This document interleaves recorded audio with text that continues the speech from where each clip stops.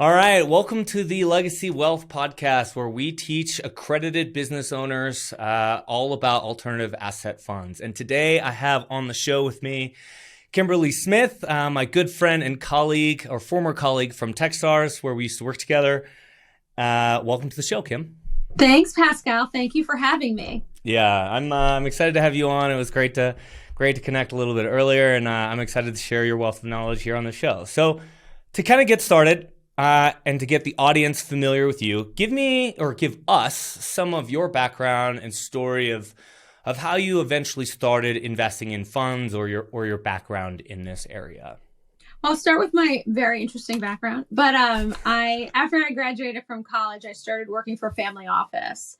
And really, I did not grow up in a home that talked about P&L on the dinner table, but we did talk about stocks a lot and what we call passive versus active management, and how, we should always put money into funds, whether it's a Vanguard fund or Franklin Templeton fund. And then I entered into this world kind of right out the back of having parents that were a dentist and a principal in a New York City public school.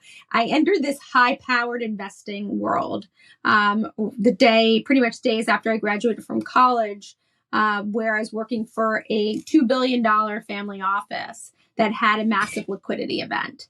And they created this investment office that ultimately bore funds that you may know. One is now called Sculpture, but formerly Oxif, Palantir Capital, Atticus, Jim Chanos was in there. And so I worked at this office that, really started to coin the term active management. And what I saw, that they were everyone that worked there was super smart. I was by far the dumbest person there. But I also noticed, they made a ton of money. They made these great investments. And it made me start to have my passion for investing individually and through funds from a very young age. Even though I didn't know really what it meant, I knew these guys were making a lot of money. And I saw that big, important people were giving them money to make more money. And I was like, okay, there's a thing there. Like, having professional people manage your money is way better than trying to do it yourself. Got it. And then from there, so I know your background from Yes. Techstars because we obviously work together. Yep. Where is the gap? What happened between the gap of that first job and then And where you are today? So I joined this family. This is a family right after graduating from college. And I had a BA in political science and economics and a minor in bio and Spanish. And so like I said, I did not come from this world. I thought I was going to go into I was going to be a lobbyist, which technically am. I'm a registered lobbyist in New York and California, but for different reasons, for fundraising reasons. But I thought that was the world I was going to enter. And then I kind of got thrown into investment world.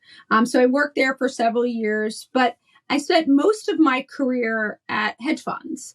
And before that, I did a short stint at trading coffee, sugar, cocoa, and energy for a 1,000-person trading desk. But I spent the bulk of my career at a hedge fund, two specifically, where I really fell in love and saw the benefit of active management. And that's really where my passion for investing really began about 2 decades ago when I was like hands on the ground, seeing professionals investing capital on behalf of institutions and going in and meeting those institutions and saying, hey, they're having 2 smart guys in the room. Maybe Kim, who has an MBA in finance and is okay of intellect, shouldn't do this on their own. There's real advantage to active management of one's portfolio. So that's when I started to kind of dip my toe into investing. Over the years, I've done more on my own in terms of researching and trying to create, my own sort of portfolio asset class. Separately from that, I chair an investment committee for an endowment that's roughly $150 million. So I invest not only for myself, but I work with the collective group to invest on behalf of an institution where I'm a fiduciary, which is an added burden because the vast majority of the capital that we invest is put back into the school to fund the institution and get financial aid. So for our students, so it is a higher burden. And so I take this type of analysis and thought process very seriously. But across all that, I learned a lot about the benefit of having professionals invest your money for you. Yeah, and just like quickly, I'd love your quick take on active versus passive. Like, give me how you think of active versus passive investment in management. And I'm here for both. I have done, so my first investment was in a Franklin Templeton fund my first investment on my own that I did on my own was a Franklin Templeton fund in 1996 after I got my first bonus, which was probably about $3,000. And I put $150 into this Franklin Templeton Worldwide Fund. And the reason why I chose it was because they took $150 as their minimum. And so that was kind of my first foray. But I went on Morningstar and I did all my research. And yes, there was internet in 1995, but it was young. But I was able to kind of build up a story and find a fund that will take my money. And I like both. My personal portfolio is a mix of active versus passive investing. Sometimes if you do work on a manager, you compare it with the S&P or these kind of dedicated vertical funds like a healthcare fund or a gold or metal and mining. Like all of those things are kind of hard to do on their own. But a lot of times if you look at the performance versus active versus passive, sometimes passive actually does better. But remember, passive management is still actively managed by a person and a team of individuals to work on the weighting. It's just really a lot of the times, there's a lot of lower fees, easy entry and exit point. So when I'm managing my liquidity, but I want exposure to healthcare, because I think it's a good asset class, or real estate. Like I think real estate is probably starting to get interesting again. I'll go to a Vanguard or other leaders in the space and go into a REIT fund, as opposed to maybe going to a dedicated real estate fund at the time, although I am looking at one right now, just because of how I want my exposure and how I want the fees and whether I want access to the capital. So I'm a big fan of both. I just think when you're thinking of passive investments, they tend to be much more liquid, much more broad-based. And so if you want to have access to your capital, I always look to passive. If you want to lock it up, there better be a premium to locking up your capital. And you're going to an active manager, you're paying that premium through fees, but I want to see that on the back end in terms of performance. But I like both, and I think a balanced portfolio should be a mix. Cool. I'm a lot more to dive in there in a minute. I'm going to put a pin on that. And I'm gonna go to this idea of like when you're investing. Mm-hmm. What is it that you're investing for? Are you investing for cash flow? Are you investing for equity growth? Does that change over time? Does it based on how much money you have coming in from other things? Like, how do you figure out if you're going to be making an active investment or a passive investment? Talk to me about those kinds of things. I try to have a mix on the portfolio, as I said. Like I try to always have money working for me. I always think money needs to work for you. And so if I have cash coming in and I don't have time to do research or do analysis and see where I can get better risk reward for my capital, I will go passive on the quick side because I can access that capital. But, when I think about how I invest, it's mostly for long-term growth. Like I'm less thinking about it as mailbox money, as opposed to how do I create long-term growth of my capital so I can do X, Y, Z with it. And typically the XYZ has been investing more. And that's my personal strategy because I love investing. But for the most part, when I'm thinking about a portfolio construction and how I want it, it is really to end up growing wealth and taking it. When I get cash in, I do not want that cash sitting in my bank account. Even though the markets look like they are today, if I have excess cash in my banking account and I know that I don't need it immediately, I am automatically looking at ways to invest that capital to grow that money. Because every day that goes by that you're not investing it, it's I'm losing money. I'm losing money, and having cash as part of your portfolio. Now, don't go all in cash. Go all in on all of your cash. But always keep that money for the rainy day. But yes, when I have money coming into my account, I like to have money that I've found money or bonus money or whatever money. I do try to reinvest that capital pretty quickly once I figure out my spending needs, because it ends up being a cash drag on your long-term growth. And that's how I try to think about it. What are my capital needs today, tomorrow, in the next 20 years, and I invest accordingly. But as if you have cash in your bank account, it makes me nervous to have a lot of cash in my bank account. Not because I think someone's going to take it, but it's just you're not making money on it. There's no upside in that. Totally. So something that I'm picking up on is, or maybe like something, the way that I think about it, I'm wondering if you agree, is like as you get more income and as your wealth grows, this is kind of like a new skill that you just need if you want to be wealthier and grow your wealth and have more opportunities. It's just learning this skill is something that you need to do. And you can either choose to do it active or passively or a mixture. But it's kind of a necessity if you want to keep growing and going up the food chain. No question. I mean, one of the things that I focus on in my personal life is financial literacy, particularly for underserved population. And that starts now. That starts when they're in high school, before they leave the home, understanding savings, checking, investing, because if you don't have those basics, you cannot be successful. And you start with those kind of that infrastructure build, and then understanding the importance of savings. So what do you do next? And what do you do next is invest. And one of the things, like, I grew up in a wonderful home. Like I said, my mother was a school principal. My father was a dentist. But one of the things they always did and taught me was how to invest. At the time, they didn't have, so whether it was fund investments or drip stocks where you're getting your dividends reinvested, where you can do that correctly at a low cost, there's no reason, regardless of how much money you have, that a portion of your wealth isn't invested in something.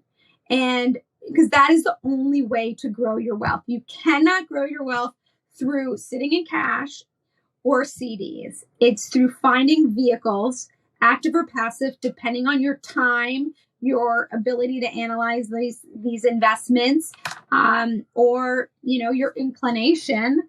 But you need to find things to invest in if you want to get that end goal. And I think most people are, and that end goal could be for your yacht or your Maserati, or to give back to the community. But you cannot do that if the capital isn't, invested. And that's what I really try to hit home with young people that I try to mentor and to teach them about investing, and the importance of understanding the asset class holistically of investments, whether it's active versus passive.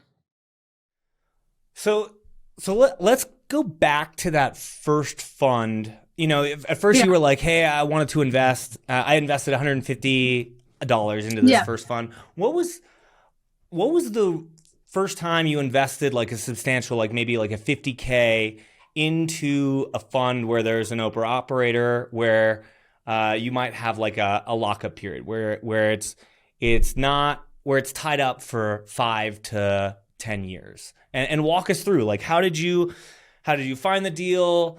What was going through your mind? Like, how did you decide that this was the right thing to do and not invest it actively? Well, the first, it was a private equity fund, very well known out of Boston, that I will be honest with you, I got, I was able to invest, which at the time was $500,000, which was a significant amount of my net worth. And it was, if not the majority of my liquid net worth at the time. But it's a very well-known fund. And they have a track record that's extraordinary over the last, like, probably now 3 decades. And this was maybe 15, 16 years ago when I did this, maybe a little bit more, but I don't want to date myself. But so I invested this money. I felt physically ill. Like, as soon as I signed the subscription agreement, I actually felt sick to my stomach, not because I was going to lose the money, but because of, like, okay, this is the first, like, I dated a lot of investing before. Like, this was a marriage. This was my first marriage into investing. And the capital was locked up for a decade. But I went through I looked at all their previous performance. I looked at some of the deals that they were thinking about putting in. It's in the telecom space, TMT space. But I was ultimately got comfortable putting this amount of capital into this investment vehicle because they have a great track record. I trusted the portfolio managers. I'd spent a lot of time, and they were lucky. Like, I was lucky. They spent a lot of time with me because I didn't have a ton of money to make sure I felt comfortable in locking up my capital for that long. But I really understood what I was getting into. And when I think about the active versus passive, just to, like, go back to that thread, their performance is amazing. They way outperform any market index that's in their space. But it was a long lockup period. And I feel much more comfortable locking up my capital in these longer duration deals. This is my personal preference. These long duration private equity deals where I think there's outsized return potential. I have a much harder time investing in equity strategies that are active 2 and 20 strategies unless they're doing something so off the run that I can't access it through an index or a specialty fund. So those are the strategies where I tend to, going back to your original question, that I tend to go more passive, where I can really pretty much get the same level of returns over time in a passive fund. Those I tend to stay a little bit farther away from. For longer dated private equity type investments where I know I really need capital, like they need the capital to make an investment work and they need the time, I'm much more comfortable. But I made that first investment. I laid in bed for weeks. I'm thinking I'm not going to be able to, I didn't have a family, but thinking I'm not going to be able to, like, make my rent or mortgage payment. And it ended up working out very well. But you have to, like, bite that bullet. And really, your first investment in a longer lock fund, you really have to understand the risk. Like, I understood it very clearly. I may not see $1 for a decade. Can I live with this? And I could, and it worked out for me. And so to recap, or to make sure I'm understanding this correctly, what I'm hearing is that you decided to go with a fund and lock up your capital because this fund that you felt comfortable with and that you did a lot of due diligence on was supposed to be giving you much higher returns than anything you could have done yourself or done actively. Correct. And they had the expertise to do it better. Like, meaning I was paying a premium, lockup, fees, all of that, because these guys were best in class in executing on their strategy. And that's the thing that I think people miss. It's not like, and they needed the capital. Like, a lot of times you analyze funds and these guys everybody's smart, but do they need your capital to execute your strategy? Does the capital need to be locked up to execute their strategy? What is their advantage in the space that they can do it better than anybody else? That warrants a lockup, warrants the higher fees. And these guys did. And I had the ability to access this well below the minimum in this case. And everybody out there always asks, because people are always willing to waive the minimums, even if it says it's much higher. Typically, if you get a nice IR person, they will waive the minimums for you as long as you're an accredited or qualified purchaser. But anyway, but the premium really came from the fact that I couldn't do it myself. They could do it better. They had the strategy to execute, and I would never have been able to access these investments in any other vehicle, period, active or passive, and hence why it was all worth it to me. So what kind of investment is this? Like, I'm thinking in my mind, like, okay, I have access to real estate deals, multifamily buildings, mobile home parks, oil and gas, ATM funds. Like what kind of deal is this? That, and it's all dependent on what you have access to. What kind of genre or niche was this in? It was in the telecom and media, TMT, telecom, media, and technology space. But they were accessing small to mid cap deals that were like all privately held companies. So not stuff like that we're used to working with, not early stage. I mean, these are companies with real businesses. Sometimes they needed to be fully restructured. There had to have been an M&A opportunity. They sometimes would have to fly in people to operate the company, in and out of these companies to kind of help restructure these businesses. But it was that ability, like having all that access was what made this deal compelling to me. Like companies we will never have heard of, but they might be part of a very large company today. Like that's where they could execute on that. They could call up, if we have, Jimmy's local telecom company, but they have the market on, I don't know, Ohio. Like the Ohio farming community, maybe they have one band of spectrum that nobody has access to, which might be not a broadband, an narrowband spectrum. But like if you know anything about spectrum plays, you can easily if you get the FCC approval, you can reclassify those as broadband. They become much more valuable. And so in like a case like this, they were able to take like the Ohio spectrum and like merge it with a massive cable company. I mean, this is just an idea. Like I made this idea up, like this strategy up, but like those are the things that they could do that nobody else could do. And like being able to contact in that instance, like having companies and managers that, hey, can get the FCC on the phone and to negotiate the reclassification for narrow to broadband spectrum, that's huge. And that is the benefit of active management, because otherwise, like, typically the guy from Vanguard that's not what he's paid to do. He's paid to weight portfolios, which is definitely, there's a premium to that, but he's not paid to help create value. And that's what you should get from your active manager. You need to create value. Kim, I mean, I have to imagine that in the years before you made that investment, somehow you were like introduced to that type of vertical, because for me, that vertical is foreign to me, something I'm interested in learning more about, and I'm going to dive into next. But like for me, I've been around real estate and I've heard a ton about oil and gas. Like I've always had friends that had wealthy like parents that, invest in oil and gas. And so like those are the initial funds that I think about investing into. I'm imagining you didn't just like, oh, this fund sounds interesting. Like, you had some exposure. Is that accurate? Or that's true. I mean, I'm intellectually curious, as you know. So that's one. But yeah, I definitely had access to it. I mean, I worked in investment firms that invested across many different asset classes in both liquid and non-liquid investments. And what I can tell you about non-liquid investments, like particularly I have worked two hedge funds that had accredited expertise, specifically distressed debt. The amount of work that goes into a distressed debt or accredited investment is enormous. And you cannot do that on your own. And you need a manager that has expertise in the space, that is willing to sit on boards, is willing to work with others to affect an outcome. Like I saw that in real time.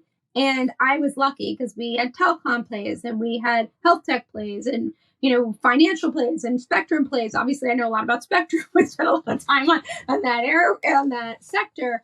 But yeah, I mean, I got smart because I worked for two active managers. So I know the benefits of what active management does for investors, and that is create wealth. But with that said, I actually tend to invest in areas that I'm intellectually curious, but don't have as much knowledge on. So when you and I bonded, you were the one that taught me about Web3. You were my inspiration. Now I'm writing articles about Web3, and I invest, as you know, from our texts, I, continue to dabble in the crypto, DeFi, hemisphere, NFT, whatever. But I would invest in an active manager if I was going to put real money in it. And because I don't have the access, like I don't have the access to sit on whatever that DeFi committee to affect different, like affect change or improve process in the industry or transparency, whatever it is. Like, yeah, I'll throw a couple bucks in Solana or whatever. But if I want to make a 6-figure plus investment in something that I know just enough to be dangerous, I'm doing that to an expert. I'm leaving that to an expert because I know it's more than just, hey, I'm smart, I'm looking at a DCF and the numbers match up. It's more about how do we work to create value for each and every investment in our portfolio for our investors. And that comes with working together. Sometimes you have to bring in outsourced resources. Our biggest expense outside of salaries at both firms, legal to help affect change. And so that is the real benefit of active management that people don't really understand. Like, it's not a bunch of guys in a room, eating Twizzlers. It's a bunch of guys and gals in a room working with lawyers and lobbyists and whomever to create value for you. And that's what active investments, that's the premium active investments affords you as an investor.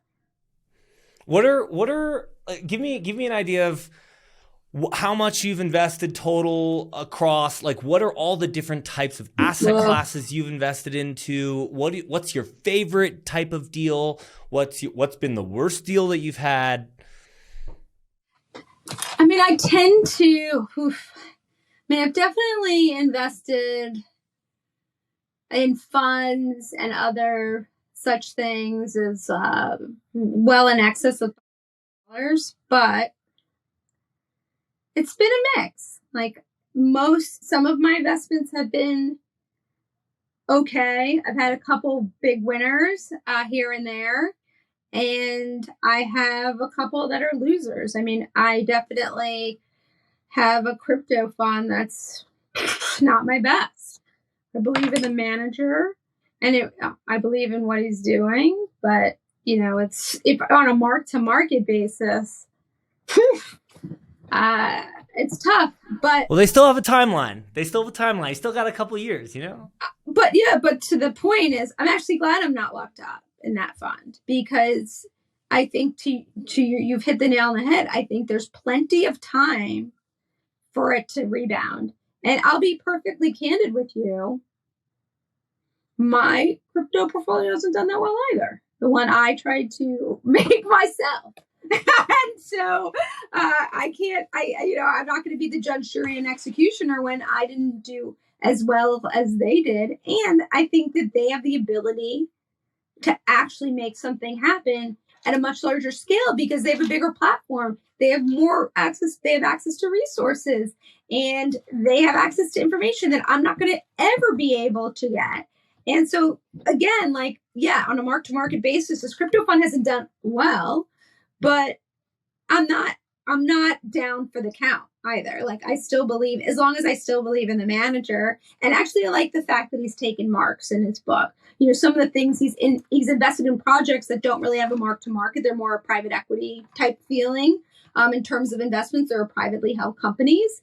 Like, he marked those down. There are people that haven't done that. And so I do think that's incredibly important as well. I have this one investment that I love.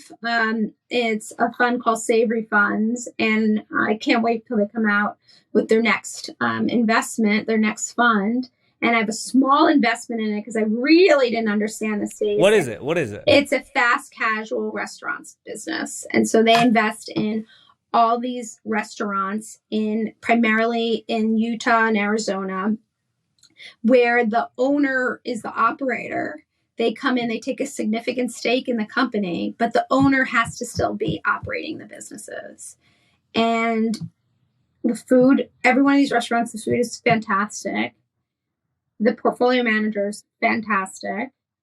And I really trusted him from the minute I even spoke to him on the phone, not even video. There was something in his voice that I just really connected with him. And I didn't know the space. You think about restaurant business. Every time people say restaurant business, you lose all your money. It's one of my best investments. And like I said, I can't wait for him to go back to market with his next fund. But he's done a great job. The companies that he invests in love him. And he's doing something unique, because a lot of times when people come in to these companies, and this isn't just in the restaurant space, this is in all sectors, they come in and think they can build a better mousetrap. They think that they know better than the owner that has run the business forever. And sometimes that is the case, right? That's not uniformly. But sometimes you have a good business and he understands that you grow at a certain pace. He doesn't push that, push them out of their comfort zone. But he continues to get the knowledge of having the owner operator still involved in the business. And that resonated with me. I really, obviously spending 2 decades on Wall Street, you see a lot of times people come into businesses, particularly as active investors or distressed investors, and they push out the operating team. And 99% of the time that's right. Maybe they've screwed up. But a lot of times when you're dealing with families in restaurant businesses where, people are very much accustomed to seeing the same guy and gal there, it's really important to have that continuity. And they understood that Savory really understood that. Andrew really understood that. And that's why I think they're so successful. And so for me, one of the investments I'm most excited about. Like, I truly know I couldn't do it on my own, as much as I will be on franchise.com occasionally. Like, should I buy Wendy's? But I know that Andrew and Savory can do it at scale that I can't. So even if I invested in one Wendy's and I put the same amount of money into that Wendy's franchise, I'm going to make 10x on my money through Savory, because they know how to execute. I don't know how to do it, right? I don't know how to run a Wendy's. I love a good Frosty, but that doesn't mean I can run a business. And then you see all these people that think they can run a business. That's why, the benefit, particularly on the private equity, longer lockup, where you have people that have real expertise in running businesses. That's why they do so well. That's why it's worth the premium for locking up your capital and leaving it to the experts. You have to realize that you're not an expert. Yeah, you're hitting on a consistent theme here that I'm also resonating with, which is around choosing the operator and resonating with the operator and their strategy, and so are you hopping on a call and you're like, what's up, man? Like, pitch me. Or do you have like a due diligence checklist, or, are you meeting with people multiple times, or is it like you get a referral and then, how are you approaching, where are you finding funds? And then how are you deciding, like, this is my guy or gal? A lot of it for me is relationship driven, meaning I can, Pascal can introduce me to Jimmy Bag of Donuts or whatever, and we could connect, and that could be it, right? Like, it could be that type of relationship, or just people I've come across through the last 2 decades in my career. But it's bigger than that for me. I mean, a referral always means more. A referral that's backed up by, I have money with this guy, that means more. But I also want to have money with people I like. Like, it's really a tough pill for me to swallow when I have a manager that maybe they've put up good returns, but I don't like the guy or gal. I just, something about them doesn't connect. And doesn't mean in an ethical way, just like they might not have common threads, or how he runs his business is different than I would run my own. But I do try to look bigger than just performance. There has to be, I'm going to lock up my capital, whether it's $100,000 or $1 million or whatever. I do like to understand the person. So I don't have a formal due diligence. Everybody's smart. everybody's got the auditor. Obviously, I'll look and make sure there's a real auditor, a real administrator. What am I getting from a tax perspective? Are you sending me a K-1 or, are you on, or, what kind of reporting am I getting from you? That is important. Don't get me wrong. But what's even more important to me is like feeling like I can go to bed at night and maybe the money's like a larger check than I wanted to give, or I feel comfortable at the time. But I never, when I gave that circling back to that first example, I never was worried that my money went missing. I was just worried, can I pay my bills? Because I've committed this much capital, as opposed to anything else. And so it is a little bit relationship driven for me, and having kind of shared values in terms of not only how you treat your employees. That's definitely a question I ask. Like, how are you compensating your employees? What's the tenure of your employees? And if they leave, why? Like, I'm not one of those people that believes like turnover is bad. Turnover is healthy in an organization and it helps to give new perspective, but you want to understand why. And what are they doing to either incentivize people to grow or to leave and grow elsewhere? Like, those are things I try to kind of understand from a manager, not just how they're going to make money. Because when you're investing in a fund, you're not buying past performance. You're buying future performance. So how are you going to execute on that? What team do you need to execute on that? What resources outside of your organization, whether it's outside law firms or consultants or whomever, do you need? Those are the kinds of questions I seem to like leg into. But I also want to know your story. Like, what motivates you? Why do you keep doing this? Everyone I meet with is successful, right? 99% of people you meet with are successful. But what motivates you to keep going and continue to do all this work to give to make money for your investors? Those are the kind of questions I try to leg in on, because 90% of the time you're buying a portfolio that's new. Yeah, I hear that. Okay, damn, Kim, this is a good conversation. I might need to have you on again, but we're getting close to time. But I have one question around just, look, you started early on with, your first initial $50K check into this one fund, and now you've invested over in excess of, and there's probably a bunch of learnings along the way. What's maybe been your biggest shift, or maybe lessons learned, or, the nugget that someone can take away as like, damn, okay, I'm not going to do that? The biggest shift is, there are two. One, realize you can't do it on your own. That's, to me, that is the biggest shift, is that you can't do it on your own. It is impossible to work full time, manage your children, land an aircraft, and be an investment manager. There are people paid to do it, and that is on both the active and the passive side. So being smart enough to realize, okay, I can't do this myself. I'm going to allow a professional to do it. That is number one thing I've learned. I hear a lot of people, particularly when I went deep in the crypto world, they all thought that they were smarter than the next guy. They'd send me their notions and their checklists and all this stuff. But like me, as my little person, I can't make a difference in $1 million.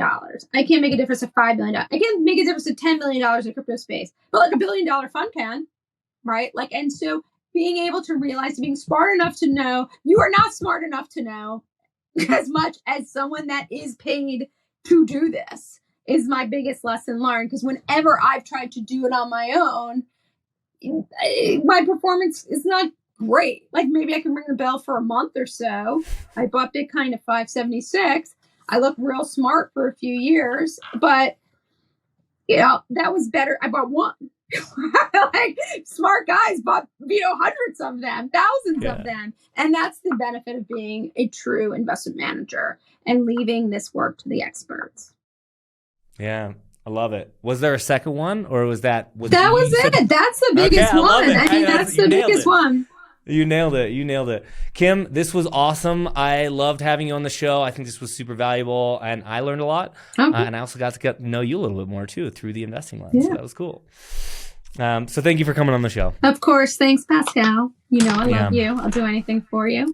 Aw, too kind, too kind. All right, thank you all, and we'll see you on the next episode. Take care. Bye.